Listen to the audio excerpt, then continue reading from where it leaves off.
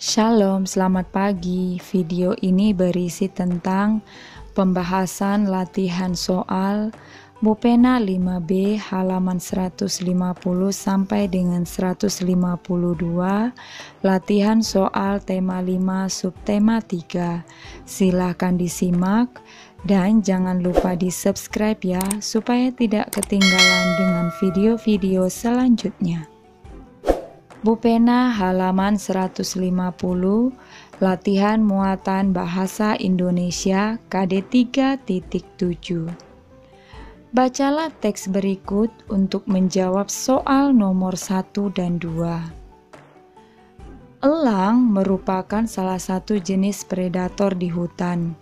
Hewan ini disebut predator karena menjadikan hewan lain sebagai mangsanya. Elang berada pada tingkat tertinggi dalam rantai makanan di ekosistem. Pertanyaan nomor 1, makna kata yang digarisbawahi pada kalimat di atas adalah? Kata yang digarisbawahi adalah predator.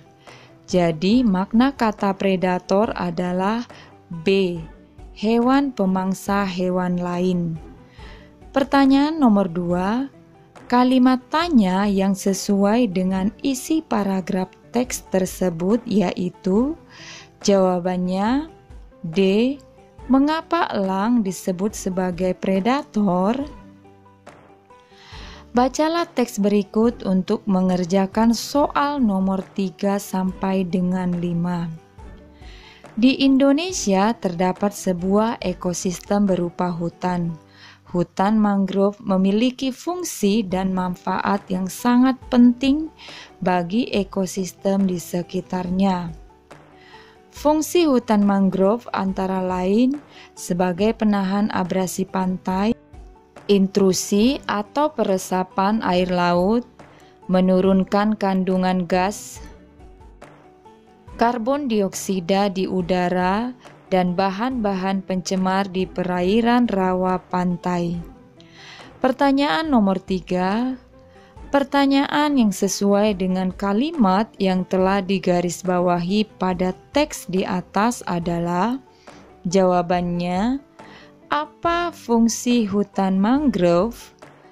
Pertanyaan nomor 4, berdasarkan teks tersebut, manfaat hutan mangrove bagi daerah pesisir pantai adalah?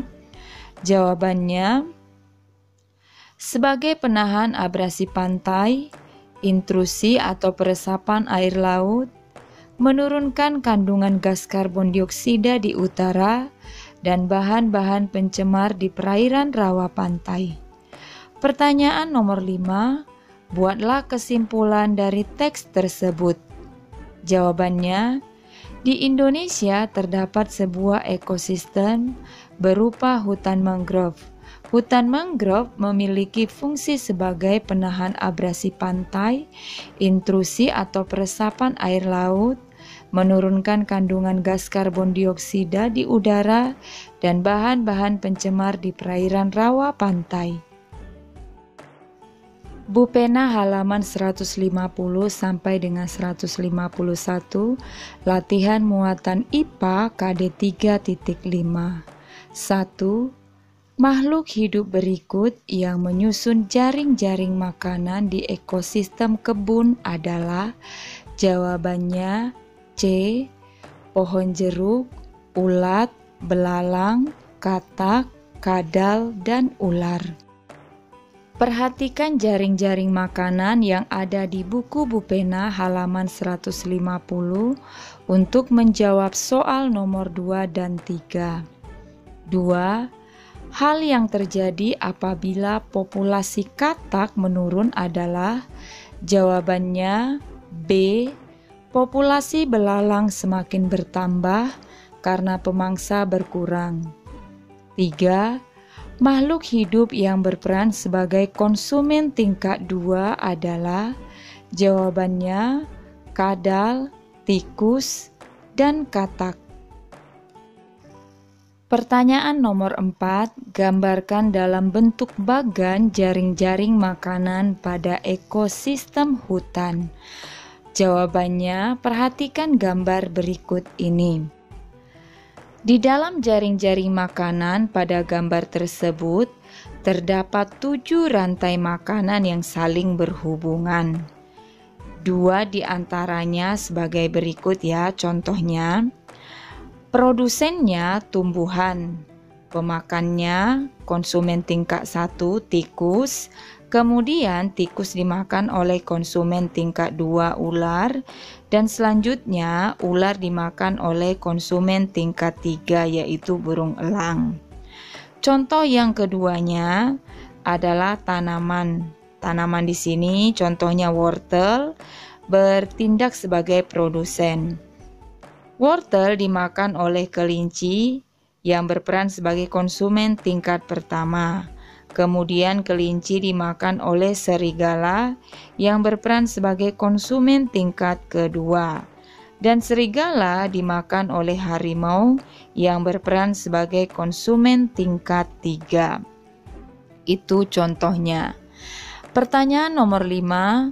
Tuliskan 3 contoh peristiwa yang dapat memengaruhi keseimbangan ekosistem di alam. Jawabannya, bencana alam, pertambangan, dan perburuan liar. Bu Pena halaman 151, latihan muatan SBDP KD 3.3. 1. Alat yang digunakan untuk membuat topeng dari kayu adalah, jawabannya, kayu, pengukir, pewarna. 2. Berdasarkan fungsinya, karya seni rupa dibagi menjadi titik-titik dan titik-titik. Jawabannya, seni rupa murni dan terapan. 3. Tuliskan contoh karya seni rupa yang termasuk seni rupa. Jawaban, lukisan, patung, dan keramik. 4. Jelaskan pengertian seni rupa terapan. Jawabannya, seni rupa terapan adalah karya seni rupa yang memperhatikan fungsi dari benda seni tersebut dalam kehidupan sehari-hari. Pertanyaan nomor 5, gambarlah contoh anyaman tunggal dan anyaman ganda. Ini jawabannya. Gambar yang pertama itu contoh anyaman tunggal, gambar yang kedua itu contoh anyaman ganda. Bu Pena halaman 151, latihan muatan IPS KD 3.1. Pertanyaan nomor 1, Indonesia disebut sebagai negara maritim karena, jawabannya A. Sebagian besar wilayah negara merupakan perairan. 2. Berikut yang tidak termasuk potensi agraris Indonesia adalah, jawabannya, C. Iklim yang tidak mendukung. 3. Contoh sarana transportasi yang mendukung potensi maritim Indonesia adalah, jawabannya, kapal laut atau perahu. 4. Tuliskan contoh potensi agraris dan maritim di Indonesia. Jawabannya, potensi agraris yang ada di Indonesia meliputi ketersediaan lahan, iklim yang mendukung, serta tanaman unggul. Potensi maritim Indonesia meliputi pariwisata bahari yang menarik, minyak bumi yang melimpah, dan sumber daya laut yang beraneka ragam. Pertanyaan nomor 5, jelaskan pengaruh sarana transportasi dan komunikasi terhadap potensi agraris dan maritim Indonesia. Jawabannya, pengaruh sarana transportasi memudahkan proses distribusi barang dan mempercepat perpindahan penduduk. Pengaruh sarana komunikasi yaitu memudahkan masyarakat memenuhi kebutuhannya. Bu Pena halaman 151 sampai dengan 152, latihan muatan PPKN KD 3.4. 1. Sikap berikut yang menunjukkan persatuan dan kesatuan dalam kehidupan sosial budaya adalah: jawabannya C. Bekerja sama dengan semua warga meskipun berbeda suku. 2. Bahasa Persatuan Bangsa Indonesia adalah: jawabannya bahasa Indonesia. 3. Tuliskan manfaat persatuan dan kesatuan dalam kegiatan ekonomi. Jawabannya: 1. Kebutuhan ekonomi seluruh rakyat Indonesia dapat terpenuhi. 2. Pemerataan kesejahteraan dan kemakmuran rakyat Indonesia dapat tercapai.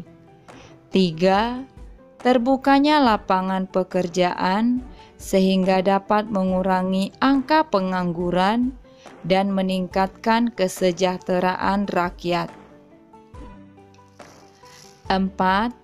Apa manfaat persatuan dan kesatuan dalam kehidupan sosial budaya, dalam kehidupan sehari-hari? Jelaskan. Jawabannya: tumbuhnya rasa kebersamaan di antara warga masyarakat, lahirnya sikap solidaritas antar warga, memperkuat rasa cinta tanah air, dan memperkuat pertahanan dan keamanan bangsa, sehingga dapat melawan upaya untuk memecah belah bangsa. 5. Apa yang dimaksud dengan wawasan Nusantara? Jawabannya, wawasan Nusantara adalah cara pandang dan sikap bangsa Indonesia terhadap diri dan bentuk geografisnya. Sekian saja pembahasan hari ini. Shalom.